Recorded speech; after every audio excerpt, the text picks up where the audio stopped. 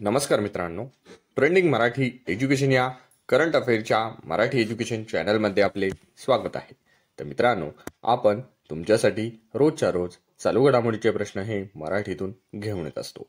आजच्या व्हिडिओमध्ये आपण तुमच्यासाठी 15 जानेवारी 2024च्या सर्व महत्त्वाच्या चालू घडामोडी या बघणार आहोत. मित्रांनो, तुम्ही चॅनलवर नवीन असाल, चॅनलला अजूनपर्यंत सबस्क्राईब केलेलं नसेल, सबस्क्राईब करून घ्या आणि बेल आयकॉनला प्रेस करा, म्हणजेच प्रत्येक दिवसाच्या चालू घडामोडीच्या व्हिडिओची नोटिफिकेशन तुम्हाला सर्वात आधी मिळून जाईल. तर चला, वेळ न घालवता व्हिडिओला सुरुवात करूया. महाराष्ट्र राज्यातील नाशिक येथे 27व्या राष्ट्रीय युवा महोत्सवाचे उद्घाटन कोणाच्या हस्ते करण्यात आलेले आहे? तर मित्रांनो, नाशिक येथे नुकत्याच पार पडलेल्या 27व्या राष्ट्रीय युवा महोत्सवाचे उद्घाटन हे ऑप्शन क्रमांक 1 नरेंद्र मोदी यांच्या हस्ते करण्यात आलेले आहे.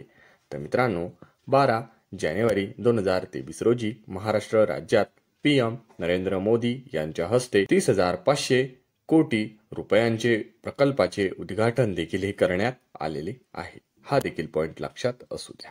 नेक्स्ट चालू घडामोडी.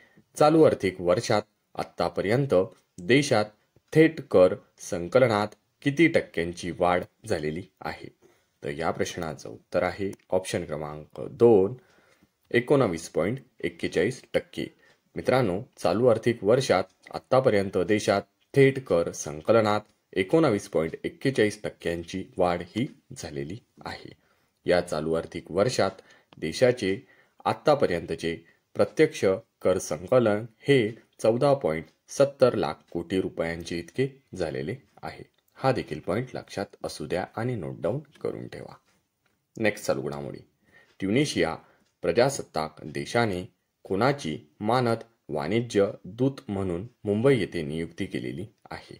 तर या प्रश्नाचं उत्तर आहे ऑप्शन क्रमांक 3 नंदकिशोर कागलीवाल. मित्रांनो, नंदकिशोर कागलीवाल यांची ट्युनिशिया प्रजासत्ताक देशाने मानद वाणिज्य दूत म्हणून मुंबई येथे ही नियुक्ती करण्यात आलेली आहे.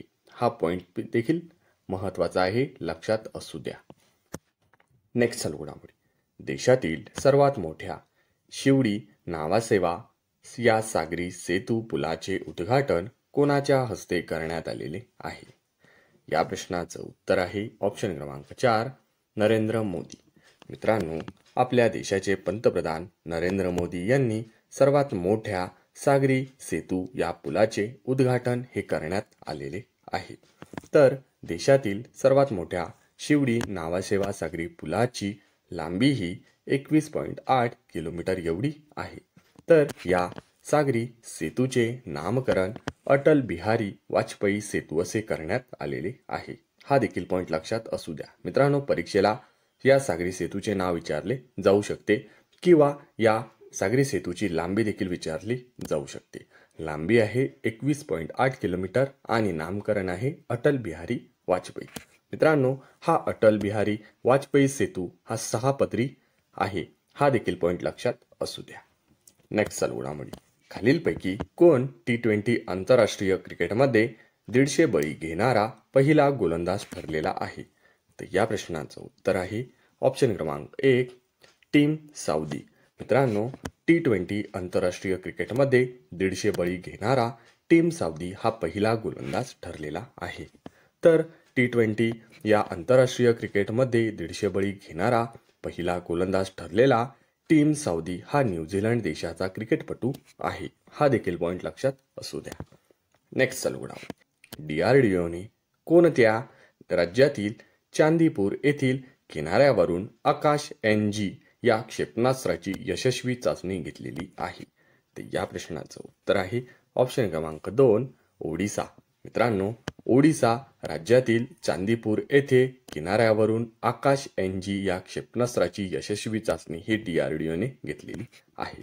तर मित्रांनो, चांदीपूर या किनाऱ्यावरून DRDOने यशस्वी चाचणी घेतलेल्या आकाश NG क्षेपणास्त्राचा पल्ला हा 80 किलोमीटरचा असणार आहे. हा देखील पॉइंट लक्षात असू द्या. तर मित्रांनो, आत्ताच आपण DRDOचा उल्लेख झाला, तर आपण DRDO विषयी अधिक माहिती देखील जाणून घेऊया. तर मित्रांनो, DRDOचा फुल फॉर्म आहे defence research and development organisation. तर या संस्थेची स्थापना ही 1958 रोजी झालेली आहे. तर या संस्थेचे मुख्यालय आहे नवी दिल्ली या ठिकाणी. तर या संस्थेचा मोटो आहे बलस्त्य मूल्य विज्ञानम. हा संस्कृत भाषेत आहे. तर इंग्लिशमध्ये आहे strength origin is in science. हा देखील लक्षात असू द्या. तर मित्रांनो, DRDO या संस्थेमध्ये एकूण 30,000 वर्कर्स आहे आणि 5,000 सायंटिस्ट आहे. हा देखील पॉईंट लक्षात असू द्या. तर चला नेक्स्ट चालू घडामोडी बघूया. कोणत्या राज्यात देशाचे पंतप्रधान नरेंद्र मोदी यांच्या हस्ते नमो महिला सशक्तीकरण अभियानाचा शुभारंभ करण्यात आलेला आहे? तर या प्रश्नाचं उत्तर आहे ऑप्शन क्रमांक 3 महाराष्ट्र. महाराष्ट्र राज्यात देशाचे पंतप्रधान नरेंद्र मोदी यांच्या हस्ते नमो महिला सशक्तीकरण अभियानाचा शुभारंभ हा करण्यात आलेला आहे. महाराष्ट्राचा उल्लेख झाला तर महाराष्ट्राविषयी देखील आपण अधिक माहिती जाणून घेऊया. महाराष्ट्राचे एकूण क्षेत्रफळ आहे 3,07,713 चौरस किमी एवढे. महाराष्ट्राची राजधानी आहे मुंबई. स्थापना ही 1 मे 1960 रोजी झालेली आहे. महाराष्ट्रामध्ये सध्या जिल्ह्यांची संख्या ही 36 आहे. तर सध्याचे मुख्यमंत्री आहे एकनाथ शिंदे. तर राज्यपाल आहे रमेश बैस. महाराष्ट्रातील राष्ट्रीय उद्यान देखील आपण बघून घेऊया. चांदोली राष्ट्रीय उद्यान, गुगामल राष्ट्रीय उद्यान, नवेगाव राष्ट्रीय उद्यान, पेंच राष्ट्रीय उद्यान, संजय गांधी राष्ट्रीय उद्यान किंवा बोरिवली राष्ट्रीय उद्यान असे संजय गांधी राष्ट्रीय उद्यानाला म्हणतो. तर ताडोबा राष्ट्रीय उद्यान हे सर्व राष्ट्रीय उद्यान महाराष्ट्र या राज्यात आहे. नेक्स्ट चालू घडामोडी. CNN न्यूज 18 तर्फे उल्लेखनीय कामगिरीसाठी यंदाचा इंडिया ऑफ द इयर पुरस्कार कोणाला प्रदान करण्यात आलेला आहे? या प्रश्नाचं उत्तर आहे ऑप्शन क्रमांक 4 इस्रो. CNN न्यूज 18 तर्फे उल्लेखनीय कामगिरीसाठी यंदाचा इंडिया ऑफ द इयर पुरस्कार इस्रो या संस्थेला जाहीर झालेला आहे. तर मित्रांनो, इस्रोचा उल्लेख झाला तर आपण इस्रोविषयी देखील थोडक्यात माहिती जाणून घेऊया. मित्रांनो, ही भारतीय अंतराळ संशोधन संस्था ही भारतीय सरकारच्या अधिपत्याखाली अंतराळ संशोधन करणाऱ्या जगातील अशा प्रकारच्या अग्रगण्य संस्थानांपैकी एक आहे. ही फार आधीपासून सुरू असलेल्या या संस्थेचे सन 1969 मध्ये आधुनिकीकरण करण्यात आलेले आहे. इस्रोची स्थापना ही 15 ऑगस्ट 1969 मध्ये झालेली आहे. संस्थापक होते विक्रम साराभाई. तर मुख्यालय हे बंगळुरू या ठिकाणी आहे. तर या इस्रोचे ब्रीदवाक्य आहे मानवी सेवेसाठी अंतराळ तंत्रज्ञान. हा देखील पॉइंट लक्षात असू द्या. नेक्स्ट चालू घडामोडी बघूया. वसंतदादा शुगर इन्स्टिट्यूटद्वारे 3री आंतरराष्ट्रीय साखर परिषद कोठे आयोजित करण्यात आलेली आहे? तर मित्रांनो, वसंतदादा शुगर इन्स्टिट्यूटद्वारे 3री आंतरराष्ट्रीय साखर परिषद ऑप्शन क्रमांक 1 पुणे या ठिकाणी आयोजित करण्यात आलेली आहे. नेक्स्ट चालू घडामोडी. भारतीय सैन्य दिन कधी साजरा करण्यात येतो? मित्रांनो, आपण भारतीय सैन्य दिन हा ऑप्शन क्रमांक 2 15 जानेवारी या दिवशी साजरा करत असतो. मित्रांनो, भारतीय सैन्य दलातर्फे 2024 रोजी 76वा सैन्य दिवस हा साजरा करण्यात येत आहे. हा पॉइंट लक्षात असू द्या. 2024चा हा 76वा सैन्य दिवस आहे. मित्रांनो, 15 जानेवारी आजच्या दिवशी 1949 साली मार्शल जनरल करियप्पा यांनी भारताचे पहिले लष्कर प्रमुख म्हणून ही सूत्रे स्वीकारलेली होती. मित्रांनो, सध्या भारताचे लष्कर प्रमुख आहे मनोज पांडे. तर उपलष्कर प्रमुख आहे MV सुचिंद्र कुमार. हा देखील पॉइंट लक्षात असू द्या. तर मित्रांनो, आपण जानेवारी महिन्याचे देखील दिनविशेष जाणून घेऊया. कारण प्रत्येक पेपरमध्ये दिनविशेषवर प्रश्न हा असतोच. त्यामुळे हे दिनविशेष देखील महत्त्वाचे आहे. तर चला आपण जानेवारी महिन्याचे दिनविशेष एक एक करून बघून घेऊया. 1 जानेवारीला असतो जागतिक कुटुंब दिवस आणि DRDO दिवस. 2 जानेवारीला असतो महाराष्ट्र पोलीस दल स्थापना दिवस. तर 3 जानेवारीला असतो सावित्रीबाई फुले यांची जयंती. 4 जानेवारीला असतो जागतिक ब्रेल दिवस. 5 जानेवारीला असतो राष्ट्रीय पक्षी दिवस. 6 जानेवारीला असतो बाळशास्त्री जांभेकर यांचा जन्म दिवस. तोच आपण पत्रकार दिन म्हणून देखील साजरा करत असतो. 9 जानेवारीला असतो प्रवासी भारतीय दिवस. 10 जानेवारीला असतो जागतिक हिंदी दिवस.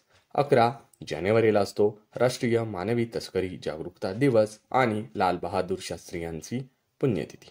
तर मित्रांनो, 11 ते 17 जानेवारी हा आठवडा आपण रस्ता सुरक्षा सप्ताह म्हणून साजरा करत असतो. 12 जानेवारीला असतो राष्ट्रीय युवा दिन आणि स्वामी विवेकानंद जयंती. मित्रांनो, स्वामी विवेकानंद जयंती ही आपण राष्ट्रीय युवा दिन म्हणून साजरा करत असतो. आणि जिजाऊ मासाहेब यांचा जन्मदिवस हा देखील 12 जानेवारीला असतो. आजच्या दिवशी म्हणजे 15 जानेवारीला आहे भारतीय सैन्य दिवस. तर 16 जानेवारीला आहे छत्रपती संभाजी महाराज यांचा राज्याभिषेक दिवस. तर 23 जानेवारीला आहे नेताजी सुभाषचंद्र बोस यांची जयंती. 24 जानेवारीला आहे राष्ट्रीय बालिका दिन. 25 जानेवारीला आहे राष्ट्रीय मतदार दिन आणि राष्ट्रीय पर्यटन दिवस. 26 जानेवारीला आहे प्रजासत्ताक दिन. मित्रांनो, 2024 या वर्षाचा प्रजासत्ताक दिन हा 75वा आहे. हा पॉईंट लक्षात असू द्या. आणि 26 जानेवारीला अजून एक दिवस असतो, तर तो म्हणजे आंतरराष्ट्रीय सीमा शुल्क दिवस. तर 28 जानेवारीला आहे लाला लजपतराय यांची जयंती. मित्रांनो, आपण हे सर्व जानेवारीचे दिनविशेष बघितले ते आपल्या करंट अफेअरच्या बुकमध्ये नोट डाऊन करून ठेवा. मित्रांनो, व्हिडिओ ही आवडत असेल तर व्हिडिओला लाईक हे जरूर करा आणि आपल्या जवळच्या मित्र मैत्रिणींना व्हिडिओ हा जास्तीत जास्त शेअर करा. याचा फायदा तुम्हाला आणि त्यांना नक्की होणार आहे. मित्रांनो, अशाच रोजच्या रोज करंट अफेअरच्या नवनवीन व्हिडिओ बघण्यासाठी ट्रेंडिंग मराठी एज्युकेशन चॅनलला अजूनपर्यंत सबस्क्राईब केलेलं नसेल, सबस्क्राईब करून घ्या आणि बेल आयकॉनला प्रेस करा. म्हणजेच प्रत्येक दिवसाच्या चालू घडामोडीच्या व्हिडिओची नोटिफिकेशन ही तुम्हाला सर्वात आधी मिळून जाईल. मित्रांनो, आपल्या चॅनलचाच उद्देश असा आहे की कमी वेळेत जास्त अभ्यास व सर्व विद्यार्थ्यांपर्यंत विनामूल्य माहिती पोहोचवणे एवढाच आहे. मित्रांनो, ट्रेंडिंग मराठी एज्युकेशन या करंट अफेअरच्या मराठी एज्युकेशन चॅनलवरील कुठलाही विद्यार्थी आणि विद्यार्थिनी कुठल्याही येत्या परीक्षेत करंट अफेअरच्या बाबतीत मागे राहता कामा नये. पूर्ण व्हिडिओ बघितल्याबद्दल तुमचे मनापासून धन्यवाद.